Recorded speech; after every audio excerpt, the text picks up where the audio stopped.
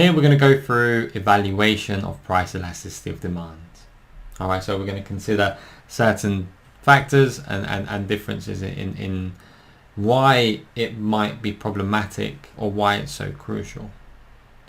So PED is difficult and expensive to calculate, therefore can be tough to implement when making pricing decisions. So ceteris paribus doesn't really apply in the real world, unfortunately, because one change can influence and impact other changes. So if you're looking at the likes of the supermarkets tend to have wonderful elasticity teams that can make calculations and assume changes to their demand if they were to change their prices. Alright, so they have the algorithms in place, they're very interdependent with other supermarkets as well, so therefore this results in them spending a lot of money in calculating what changes will occur when they increase or decrease the price of goods.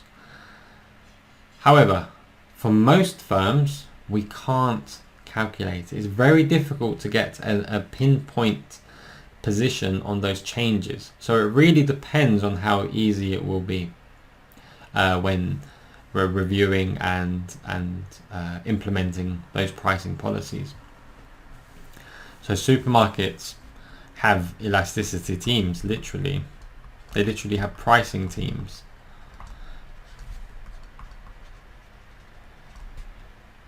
Okay, and why do they have these? Because they're so interdependent.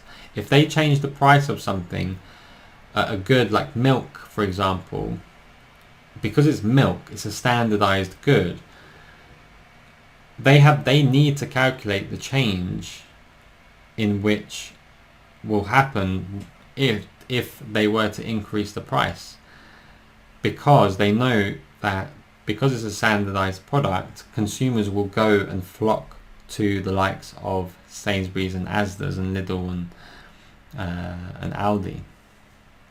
But in general, it's very difficult and expensive to calculate. So the administration costs in calculating it might not even be worth it. And this brings me on to that ceteris paribus argument not working again. And it's basically because price isn't the only factor influencing a consumer's decision when purchasing a good at a particular point in time. So when we're, for example, throwing a party, when we go food shopping, what do we get? We try and get not the cheapest, but we try and get the best because we want to impress our guests, don't we? So our elasticity of demand is going to be more inelastic because of the reason why we're getting it. When we're going on foreign holidays, for example, it depends if you're going on your own or with your family. If you're going on your own, you might be a bit more price inelastic because you only have to pay for yourself. Whereas if you're going as a whole family with like 5 or 6 of you, then what's going to happen is you're going to be a bit more price sensitive. So that's fine, but it just depends on the scenario. It depends on the different point of time as well, depending on if you're single or in a couple, if you have 10 kids, or depending on your age, do you need to save up for your pension? Are you saving for a house? There are many, many factors. And also, apart from just time or scenario, it's all about trends as well. So it depends on those trends. Okay, depends what's fashionable at that moment, and that's exactly what we mean by this next point, where PED for a good can change over time. So if you're a student and we said for you to pay towards your own phone, you're probably not going to be able to potentially afford the brand spanking new iPhone or the brand spanking new Samsung, because they're about £1,200. But when you get older and you start earning money and you've got that time and experience behind you in making decisions, you can essentially be more inelastic towards price changes in things like mobile phones, because you might be using it for business or work, and so forth. So you're less elastic and less responsive to changes in price. And moving on, this brings me on to a very important differentiation for elasticities. And this is basically to do with demographics, locations, and degree of necessities. So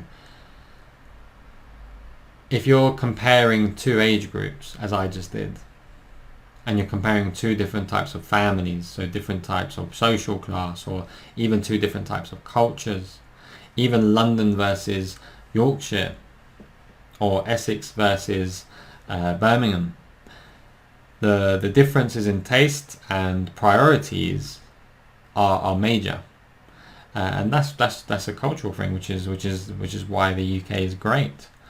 And certain elements of requirement will lead to different types of elasticity of demand. All right. And again, I'm going to go back to my supermarket analogy there.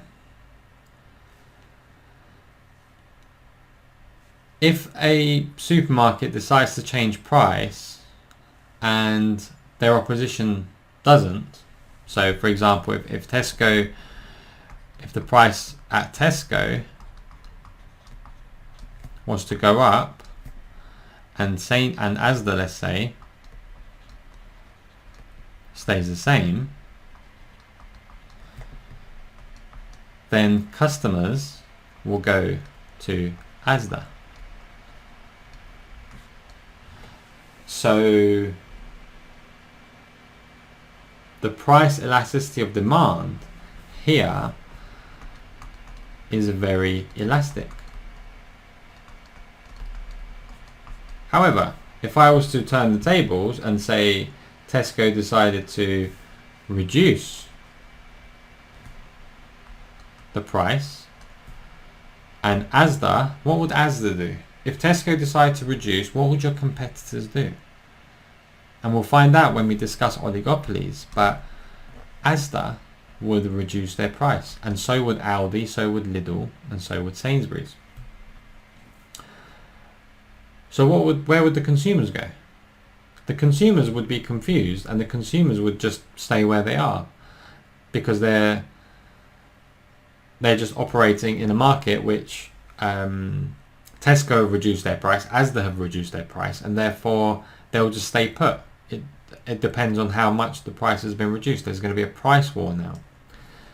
So therefore, when you reduce your price, the demand is going to be relatively inelastic, because if you reduce your price by a lot, it doesn't matter, because Asda's going to reduce their price by a significant amount as well.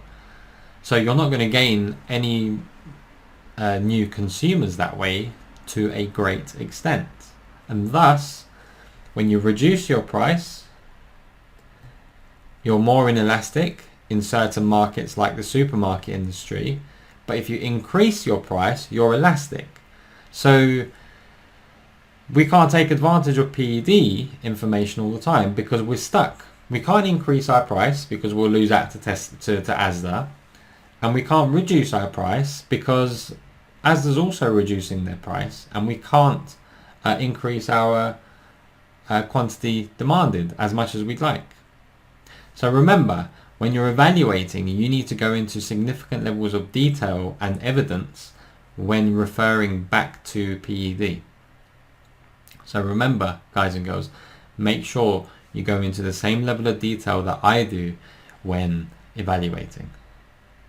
All right.